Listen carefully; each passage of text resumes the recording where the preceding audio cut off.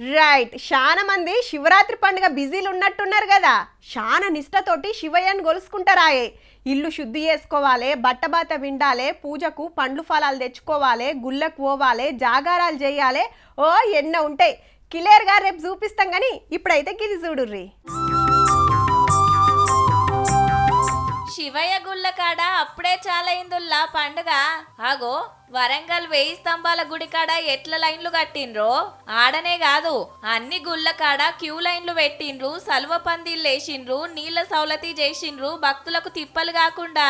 బ్రహ్మదేవుడికి విష్ణుమూర్తికి జరిగినటువంటి పోటీలో శివుడే గొప్ప అని నిరూపించడం కోసము ఆ శివలింగం ఎలా ఉందని శివలింగం రూపంలో ఉద్భవించాడు అనమాట. అది మాఘ బహుళ చతుర్దశి నాడు రాత్రి 12 గంటల సమయంలో ఉద్భవించడం జరిగిందనమాట. అందుకే మనం మహాశివరాత్రిగా జరుపుకుంటాము. ఇక రాత్రికి జాగారాలు ఉంటారు కాబట్టి ఆట పాటలు, భజన కీర్తనలు, తీరొక్క ప్రోగ్రాములు పెడుతున్నారు.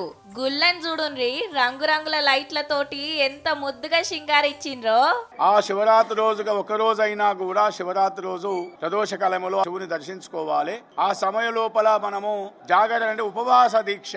ఉపవాస దీక్ష అంటే కేవలం పాలు లేదా కందగడ్డకు చాలా ప్రాముఖ్యత. శివరాత్రి అంటేనే ఒక్క పొద్దులాయే. పూలకు పండ్లకు మస్తు రేట్ ఉంటదబ్బా మార్కెట్లా. లాస్ట్ ఇయర్ ఇంకా కొంచెం తక్కువ ఉండే, ఈసారి అయితే ఎక్కువ అనిపిస్తున్నాయి రేట్స్ అయితే.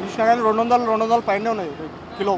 మామూలు టైంలో తీసుకుంటాం కానీ అప్పటికిప్పటికి డబల్ రేట్లు ఉన్నాయి. యాపిల్ కొన్నాము, సంత్రాలు తీసుకున్నాం. ఆ సంత్రాలు ఏమో ఎప్పుడు లాస్ట్ టైం ఇచ్చిన దానికన్నా ఎక్కువ రేట్ ఇచ్చి 6 ఇస్తున్నారు 100కు. అయ్యో గింత రేట్ ఎందుల్లా ఆ నమ్మేటోళ్ళని అడిగితే మార్కెట్లో మాల్ తక్కువ ఉన్నాయి, రేట్లు ఎక్కువ ఉన్నాయి, జనాలు కొద్దిగా ఇటు అడ్డిపోయి వెళ్తున్నారు ఈ సంవత్సరం. పబ్లిక్ ఏం చెప్తున్నా, 1 కిలో తీసుకోపోతున్నాయి 50 రూపాయలు పెట్టి. కిలో తీసుకోపోతే 1 కిలో చెప్తే 2 కిలోకి 1,00,000 వచ్చిన డబ్బుల్లో 1 కిలో వస్తున్నాయి. ఇప్పుడు ఏం చేస్తాం, పండుగ పూట కొనక తప్పదాయే. 10 ఎక్కువ తక్కువ బేరం చెయ్యాల్సిందే.